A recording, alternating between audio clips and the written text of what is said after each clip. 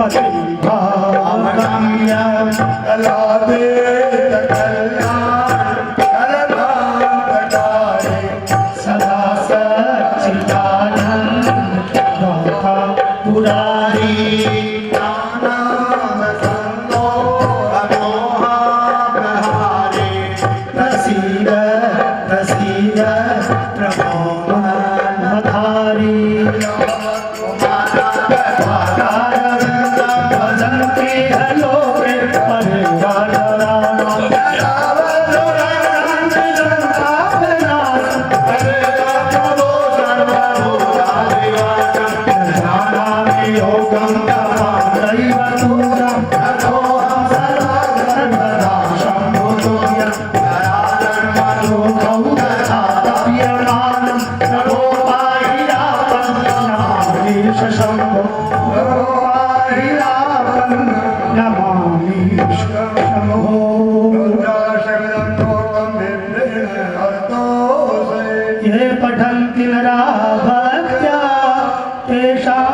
शंभु प्रसीदति। बोले कृष्ण चंद्र भगवान की जय हो।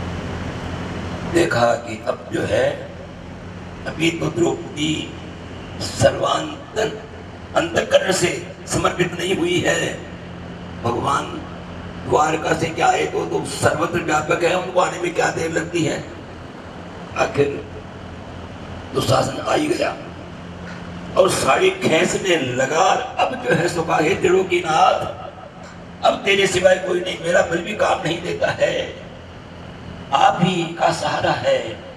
तत्काल भगवान वसन रूप भय श्याम वस्त्र के रूप में प्रकट हो गए। शरीर से नहीं आए लेकिन वस्त्र में आगे सर्वत्र व्यापक है भगवान, तो हरि व्यापक सर्वत्र शमाना। अब जो है सब प्रेम प्रकट हो गया तो वस्त्र में तो क्या हुआ उस वक्त कि दुशासन को बल गढ़ो गढ़ो न 10 गज चीर। 10 गज का वो साड़ी जो है वो कम नहीं हुई और वो खींचता रहा। एक साड़ी उतारता है दूसरी तैयार रहती है वैसे की वैसी। वो देखा ये हो क्या रहा है, साड़ी है कि नारी है, नारी बीच सारी है कि सारी बीच नारी है, क्या है क्या नहीं है। थक गया। 10,000 हाथियों की ताकत वाला दुशासन खींचता खींचता खींचता थक गया, ढेर हो गया साड़ियों का, पहाड़ के पहाड़ लग गए। द्रौपदी की लाज नहीं गई और द्रौपदी नग्न नहीं हो सके उससे।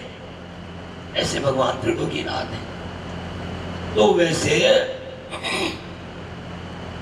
उस त्रिलोकीनाथ का विश्वास करोगे तो कभी भी आपकी कामना पूर्ति में, लेकिन वो कब उसके लिए समर्पित हो, वो तू जाने था काम जाने,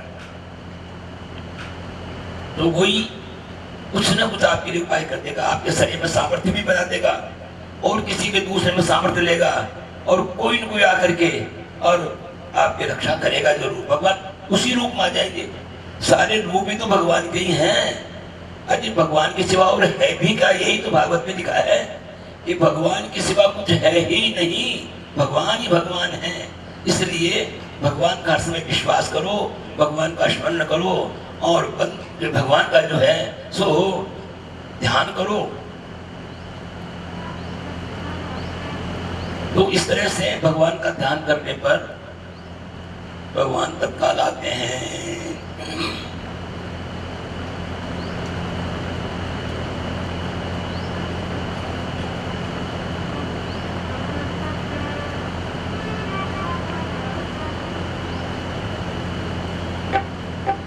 कल की कथा में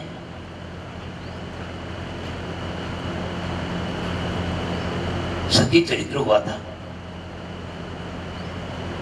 ब्रह्मा जी के शरीर से मनु स्वयं वो मनु शत्रुपा रानी, एक शरीर के 2 भाग हो गए थे। उसके बाद में भगवान का वराहावतार की कथा हुई थी, फिर सती चरित्र हुआ था। अब उनके 2 पुत्र भी हुए थे ना, 3 तो कन्या थी, जिनों की बात तो कही दी गई थी वो। और 3 कन्याओं में आकुति, प्रसूति और देवहूति। देवहूति का चरित्र हो गया था। और उत्तानपाद और प्रियव्रत, ये 2 पुत्र हुए थे उनके। बड़े पुत्र का नाम था प्रियव्रत और छोटे पुत्र का नाम था उत्तानपाद। अभी उत्तानपाद का चरित्र सुन रहा है। उत्तानपाद का अर्थ क्या होता है? उत्तानौ पादौ यस्य स उत्तानपाद है। हम सभी उत्तानपाद हैं। जो ऊंचे पैर करता है वो उत्तानपाद है। और सभी ऊंचे पैर से जन्म लेते हैं। पहले सिर आता है गर्भ से बाहर। तो सारे ही जीव उत्तानपाद हैं, अर्थात सभी असलियत को नहीं समझते हैं और ऊंचे पैर करते हैं। प्रत्येक शब्द की व्याख्या में और उसके तात्विक अर्थ में अंतर होता है। तो वैसे हमको भी समझना चाहिए कि हम भी उत्तानपाद ही हैं। जिस प्रकार उत्तानपाद सुनीति को छोड़ करके और सुरुचि में आसक्त ज्यादा हो गया था। ये सब जानते हैं आप? ध्रुव जी का चरित्र सब सुना है। छोटी रानी थी सुरुचि, बड़ी रानी थी सुनीति। सुनीति वैसे ये हम जैसे उत्तानपाद है ना, ये सुनीति की बात नहीं मानते हैं और सुरुचि में लगे हुए हैं। सुरुचि में अच्छा लगता है जो करते हैं वो काम तो बुला करो। अरे नीति क्या कहती है? नीति पर भी विचार करो ना। नीति पर विचार नहीं करते हैं, सुरुचि पर प्रेम करते हैं। तो उससे क्या होता है कि सुरुचि के फिर उत्तम नाम का पुत्र होता है। उत्तम तो हो जाता है पर ध्रुव नहीं होता है, वो स्थिर नहीं रहता है। और सुनीति से काम किया जाएगा तो ध्रुव मिलेगा, निश्चित होगी स्थिति। और वो उत्तम कुछ दिनों के लिए उत्तम रहता है, आखिर स्वयं नष्ट हो जाता है। और उत्तम उस ध्रुव को भी विचलित कर देता है। ध्रुव को विचलित कर देता है। फिर बुजुर्गों की आज्ञा से बुजुर्ग नीति बताते हैं, सुनीति का शिक्षा देते हैं, तब वो उस ठिकाने आता है, तब भगवत प्राप्ति होती है। ये इस ध्रुव चरित्र का आध्यात्मिक अर्थ हो गया। अब आप इसकी कथा सुनोगे उसमें सारी बात दिमाग में बैठ जाएगी। अब कहता हूँ ध्रुव चरित्र आपको। उत्तानपाद राजा के सुनीति नाम की रानी थी। बहुत समय व्यतीत हो गया, परंतु वो जो है सो संतान नहीं हुई। कोई उदास रहता ही था। भागवत में तो केवल ये लेगा उसके 2 रानियां की सुनीति और सुरुचि, पर कथावाचक लोग और ग्रंथों के आधार से कहते हैं कि एक बार शिकार खेलने गया था उत्तानपाद। फिर विदेश में दूसरे राज्यों में घूमने के लिए चला गया। वहां किसी राजा से परामर्श किया और उसकी लड़की के साथ में, सुरभि के साथ में विवाह कर लिया उसने। कई महीने लग गए तो विवाह करके आया। अब उधर क्या हुआ पीछे से कि भगवत कृपा से सुनीति के भी राजा जब गया था उसके पहले ही गर्भ रह गया था, उसका मालूम नहीं था। धीरे धीरे उस गर्भ का मालूम हो गया। 2-3 महीने भाई रानी सगर्भा है। तो शहर में खुशियां मनाई गई, उत्सव हो रहा था, गाजे बाजे शहर की सजावट हो रही थी। राजा ने देखा कि मैं नई रानी लेके आया हूँ, इसलिए शहर की सजावट हो रही है, मेरे स्वागत के लिए सारी तैयारियां हो रही है। राजा ने भाई ये तैयारियां क्या मेरे स्वागत के लिए हो रही है? कि हाँ कि महाराज आपके स्वागत के लिए, आपके भावी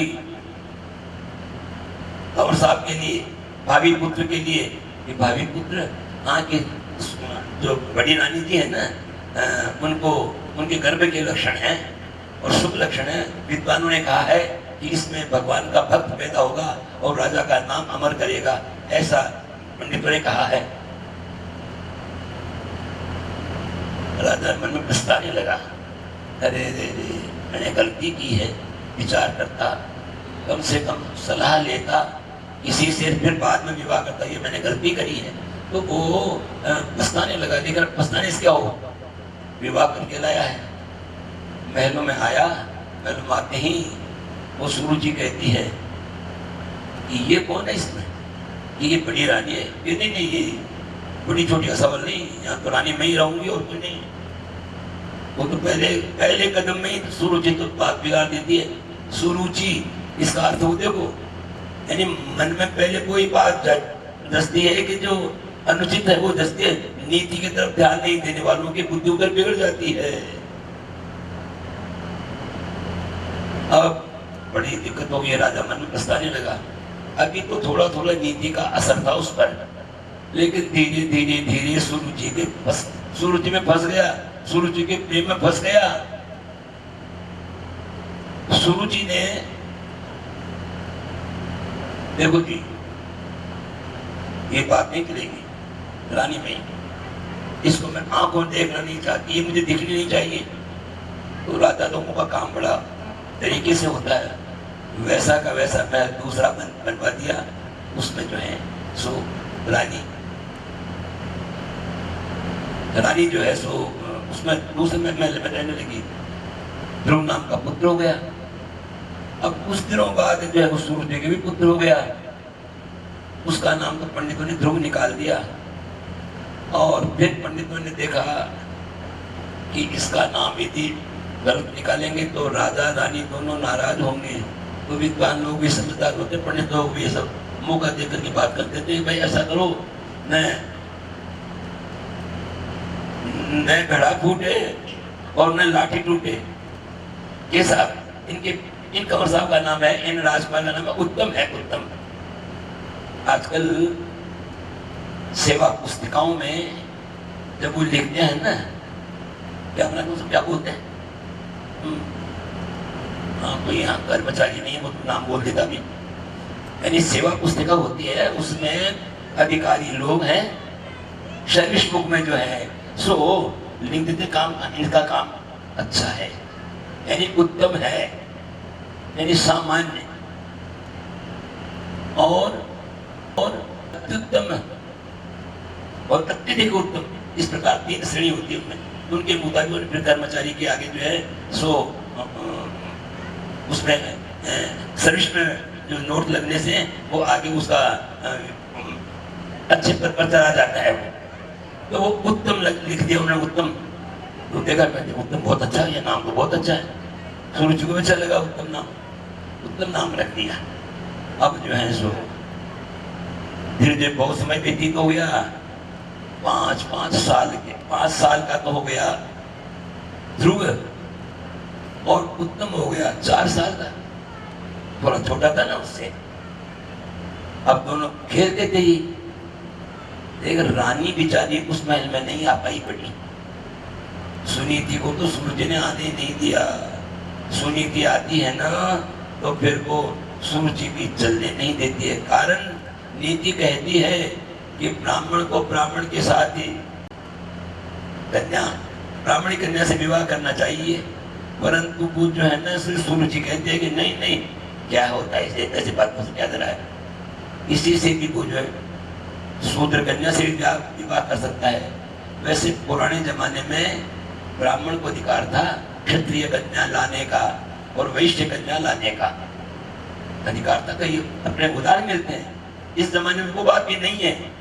इस जमाने में तो वो पुरानी परंपरा भी नहीं मानते हैं लोग, और फिर जो रुचि होती है ना, रुचि जो हो जाती है उस रुचि के मुताबिक ही बस लव मैरिज जिसे कहते हैं, प्रेम विवाह कर लेते हैं। प्रेम तो मत को राग विवाह को, तो वैसे तो वो सुनीति को आने नहीं दिया राजा ने अपने महल में, सूरज ने आने नहीं दिया, सूरज आने नहीं देती है, क्योंकि सुनीति आई और सूरज बिगड़ी। ये मतलब कहानी रूप में नहीं कर रहा हूँ, इसमें प्रत्येक शब्द के अर्थ में मन में आपके विचार करने के लिए इस प्रकार से कह रहा हूँ मैं। तो वो एक दोनों बच्चे खेलते खेलते खेलते वहीं राजमहल में खेल रहे थे। उत्तम जाकर के पिता की गोद में बैठ गया। उत्तानपाद के अज्ञानी जीव के, तो वो गोद में बैठा। अब ध्रुव की इच्छा हो गई कि भाई मैं भी, मेरे पिता तो हैं, सब जानते थे भाई पिताजी हैं, इनका राजपाल और बड़ा है। तो बड़े छोटे को तो ध्रुव नहीं जानते थे, बड़ा सब होता है क्या होता है, वो राज्य का अधिकारी होता है नहीं होता है। लेकिन भाई माँ है, दो ही, दोनों ही माँ हमारी माताएं दोनों ही, और दोनों के ये जो है जो पिताजी हैं, सो वो ध्रुव भी जा करके गोद में बैठने की इच्छा से खड़े हो गए राजा के पास जाकर के। राजा का प्रेम भी उमड़ गया, लपक करके बच्चे को गोद में उठा करके अपने गोद में बिठाने की तैयारी कर रहा था। इतने में सूरज कहते, खबरदार, ये आपको मैंने पहले मना कर दिया है, नहीं नहीं, आपकी गोद में मेरा बेटा ही बैठ सकता, और कोई नहीं बैठ सकता। अब तो वो तो सूरज का दबा हुआ था ना राजा, तो सूरज के प्रेम में यहाँ वो दूसरी बात मत समझो, यहाँ है कि वो मन को अच्छा लगता है उसको सूरज कहते हैं, सही बात है। तो मन को अच्छा लगता है नीति के विरुद्ध काम करना, तो वो राजा रुक गया। अब ये स्थिति देखकर उसने ये भी कहा कि नहीं, ये आपकी गोद में बैठने का अधिकार नहीं है। अरे ध्रुव, तो कैसे पागल हो गया? अरे पिता, इस पिता की गोद में बैठने की इच्छा है तो जा भगवान का भजन कर और भगवान से प्रार्थना कर कि तो मेरे गर्भ से जन्म लेवे, मेरे गर्भ से जन्म लेकर के और फिर तो आएगा तो फिर पिता की गोद बैठ सकता है, फिर भी उत्तम से छोटा ही रहेगा, अधिकारी तो ये उत्तम ही रहेगा। इस प्रकार की गर्वीली बात कही। देखिए, साध्य और साधन, साधन तो होता है काम सेवा, और साध्य होता है प्राप्त करने योग्य वस्तु। साध्य तो है भगवान और साधन उनकी भक्ति करना, ये तो बात है। पर उसने उल्टा कहा कि साधन तो बनाया भगवान को, तो उनकी भक्ति कर जो मेरे गर्भ में जन्म लिया, और अपने गर्भ को साध्य बना दिया उसने, अपने गर्भ को भगवान से बड़ा बता दिया। इस प्रकार जैसे कि क्या है, ये भागवत के प्रत्येक शब्द में बड़े बड़े गंभीर अर्थ निकलते हैं, और वो किसी शब्द समाज में ही कहे जा सकते। इसलिए आप लोग सब समझदार हो, गुरु लोग हो, आप तो सबको शिक्षा देने वाले हो, इसलिए आपके साथ तो इसका वो व्याख्या शास्त्र के मुताबिक की जा रही है। लेकिन उस सुरुचि के चक्कर में वो ध्रुव को संतुष्ट नहीं कर सका, स्थिति क्या है ये समझ नहीं सका, और केवल उत्तम के चक्कर में आकर के, और वो जो उसको कुछ नहीं बोला, रोने लगे ध्रुव जी। छोटा बच्चा, 5 वर्ष का बच्चा ही तो है ना, तो ध्रुव जी रोने लगे, और रोते रोते रोते अपनी माँ के पास चले गए। बेटा क्यों रोता है, क्यों रोता है? लेकिन देखिए, सुनीति का पुत्र तो कभी अनुचित काम नहीं कर सकता, अनुचित सोच भी नहीं सकता। अनुचित नहीं सोचेगा तो अनुचित कहेगा भी नहीं, अनुचित नहीं सोचेगा तो अनुचित कहेगा भी नहीं, और अनुचित कहेगा नहीं तो अनुचित फिर करने का सवाल ही नहीं है। उसने कुछ भी नहीं कहा माँ से। इस प्रकार में छोटी माँ ने मेरे को ये शब्द कहे हैं। लेकिन एक दूसरा बालक और था उनके साथ खेलने वाला, उसने आके सारे समाचार सुना दिए। ये सुनते ही सुनीति रोने लगी। बेटा तेरा दोष नहीं है, ये तो मुझ मंदभाग्य का दोष है, मुझ दुर्भागा का, दुर्भागा शब्द का आया, मुझ दुर्भागा का दोष है। सो तूने मेरे गर्भ से जन्म लिया है, नहीं तो वास्तव में अधिकारी तो तू ही है, राज्य पर का गोदी का अधिकारी तू ही है। पर क्या करूं, तेरा दोष नहीं मेरा दोष है, क्योंकि राजा मुझे स्पष्ट रूप से उस सुनीति के सामने रानी कहने से भी लज्जित हो रहा है। इससे अर्थ क्या होगा? जो मुझे ब्याह करके लाया है वो खुद उस सूरज के सामने मुझे रानी कहने से लज्जित होता है। ऐसी घटना कई मेरी जिंदगी में, और लोगों सामने लोगों ने आके मुझे उसका समाधान पूछा था। हमने कहा कि भाई रुचि को छोड़ो, ध्रुव जी का चरित्र सुनाया उनको, लेकिन फिर भी उनके दिमाग में बैठी नहीं पाती। आगे तो दुर्गति हो गई उनकी, फिर वो तो गए, लेकिन वो सूरज मौजूद है अभी, और सूरज भी मर गई। फिर दूसरी सूरज आ गई वो, और वो परिवार को भ्रष्ट कर दिया। तो ये है सुनीति, सदा शास्त्रों की बातों को, गुरुजनों की बातों को और बड़े बुजुर्गों की बातों को सुन करके उन पर मनन करना चाहिए, उसके मुताबिक कार्य करना चाहिए। अपने मन से ही कुछ बिना सोचे समझे कुछ काम नहीं करना चाहिए। सबका ये धर्म है, ये हमको ध्रुव चरित्र उपदेश देता है। अब आगे क्या हुआ कि ध्रुव चरित्र इसलिए नहीं कहा कि मैं नहीं मेरी माँ की बुराई करूंगा, तो इन दोनों माताओं में जो प्रेम है वो प्रेम नहीं रहेगा।